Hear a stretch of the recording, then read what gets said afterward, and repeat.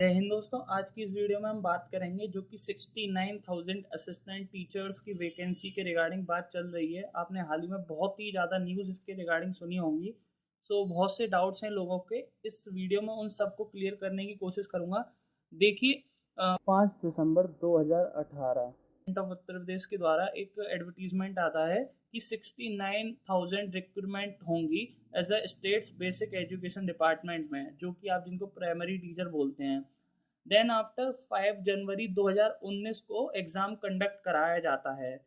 अब जब exam conduct हो जाता है तो 12 मई 2020 को एग्ज़ाम की रिजल्ट डिक्लेरेशन आती है। अब आपको ये समझना होगा कि 1.46 लाख ऑफ स्टूडेंट क्वालिफाई किए थे, बट वैकेंसीज टोटल 69,000 थी। तो कट ऑफ सेट करी जाती है हर कैटेगरी वाइज। तो अनरिजर्व कैटेगरी की जो कट ऑफ थी, अगर हम बात करें तो वो 67.11% थी। For the OBC category it was 66.73%। For the SC category it was 61.01%। तो प्रॉब्लम ये है, देखिए दो लिस्ट में रिजल्ट क्लियर हुआ था। एक लिस्ट जो आई थी 11 अक्टूबर 2020 को आई थी, जिसमें 31,277 स्टूडेंट सेलेक्ट हुए थे। अब जो सेकंड लिस्ट आई थी अक्टूबर 30 को आई थी 2020 में, जिसमें 36,590 स्टूडेंट सेलेक्ट हुए थे। टोटल 67,867 स्टूडेंट सेलेक्ट हुए थे। अब वैकेंसी 69,000 के लिए आई थी, तो 1133 जो वैकेंसीज थी वो एसटी कैटेगरी की रिमेन रह गई थी अनअवेलेबिलिटी ऑफ द स्टूडेंट्स के कारण। अभी तक मैंने बात करी कि प्राइमरी टीचर्स की वैकेंसी किस ईयर में आई थी, पेपर कब कंडक्ट हुआ था, रिजल्ट कैसे कैसे डिक्लेयर हुआ था और क्या कट ऑफ थी। बट अब इस पेपर को लेके प्रॉब्लम क्या है, देखिए कुछ बच्चों के द्वारा ये पिटिशन फाइल करी गई थी कि जो अनरिजर्व कैटेगरी के स्टूडेंट्स हैं उनको 50% से ज़्यादा जॉब्स दी गई हैं। बट अगर हम बात करें अकॉर्डिंग टू कॉन्स्टिट्यूशन और रिजर्वेशन, तो 50% के अराउंड और उससे ज़्यादा हमारी कंट्री में रिजर्वेशन है। तो रिजर्वेशन अगर 50% से ज़्यादा है तो जो जनरल कैटेगरी है और जो अनरिजर्व कैटेगरी है उसको 50% से ज़्यादा तो जॉब मिल ही नहीं सकती हैं।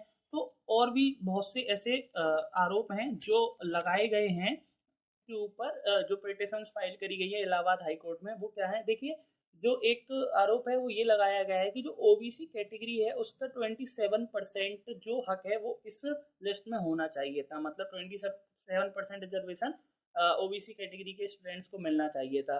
बट बात करें तो उनके द्वारा ये आरोप लगाया गया है, जो भी पिटिशंस फाइल की गई हैं, कि 3.86% ही वहाँ पर जॉब दी गई हैं ओबीसी कैटेगरी के बच्चों को। देन आफ्टर अगर बात करें तो एससी कैटेगरी के बच्चों को 21% रिजर्वेशन का बेनिफिट मिलना था। But according to the students those file the petition, उनके अकॉर्डिंग 16.2% दिया गया है। अब देखिए अक्टूबर 2020 से प्रोटेस्ट होना स्टार्ट हो गए थे। और अगर हम इस न्यूज़ आउटलेट जो कि मैं आपको देखकर बता रहा हूँ टाइम्स इंडियन एक्सप्रेस के अकॉर्डिंग, तो 2021 में सीएम योगी उन स्टूडेंट से भी मिले थे जो प्रोटेस्ट कर रहे थे, और उन्होंने एजुकेशन डिपार्टमेंट को ये प्रॉब्लम सॉल्व करने के लिए बोला था। बट देखिए कुछ भी रिजल्ट नहीं निकलता है, तो स्टूडेंट जो हैं हाई कोर्ट की तरफ जाते हैं, इलाहाबाद हाई कोर्ट की तरफ जाते हैं।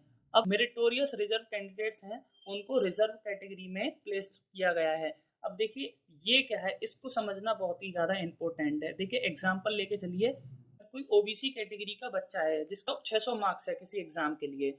अब अगर जनरल कैटेगरी की कट ऑफ है 650, तो अगर ओबीसी कैटेगरी के स्टूडेंट के 650 से ऊपर मार्क्स आते हैं तो उसको रिजर्व कैटेगरी में कंसिडर नहीं करा जाएगा, उसको अनरिजर्व कैटेगरी में कंसिडर करा जाएगा।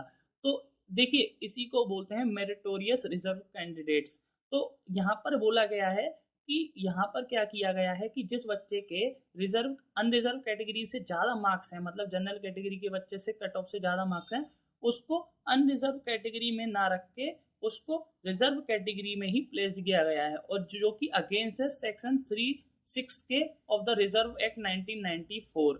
देखिए यहाँ पर प्रेस स्टेटमेंट रिलीज किया जाता है और उसमें बोला जाता है कि इसमें could not be properly follow in this case the reservation act 1994। तो 5 जनवरी 2022 को 600 मोर जो अपॉइंटमेंट्स हैं वो की गई थी रिजर्व कैटेगरी से।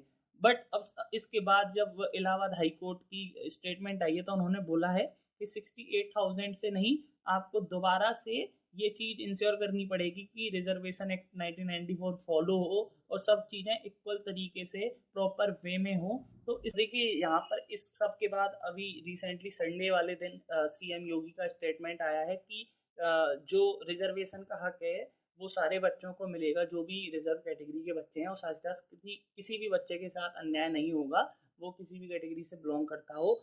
और यहाँ पर एक बात और है, जो हाई कोर्ट है उसने इस सब चीज़ को 3 महीने में करने के निर्देश दिए हैं। 3 महीने के अंदर विद इन 3 मंथ्स उनको ये सारी फ्रेश लिस्ट तैयार करनी होगी। और इस वीडियो में एक बात और ऐड करना चाहूँगा, हाई कोर्ट ने एक बात और बोली है कि इस एकेडमिक टेन्योर को पूरा किया जाएगा। अभी किसी भी रिजल्ट आने के बाद भी, फ्रेश लिस्ट आने के बाद किसी टीचर को नहीं निकाला जाएगा, जिससे कि बच्चों की पढ़ाई अफेक्ट ना हो।